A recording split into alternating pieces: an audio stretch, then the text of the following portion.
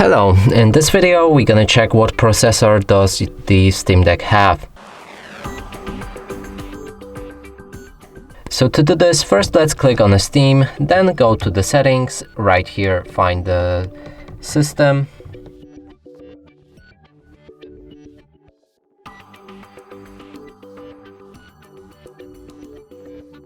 Oh, it's right here, sorry. Then scroll down to locate the processor.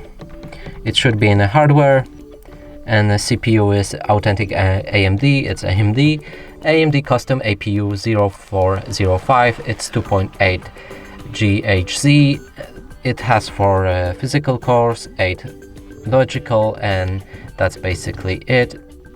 And that's it for this video. Hope you like it. Please consider subscribing to our channel, leave a like and a comment below.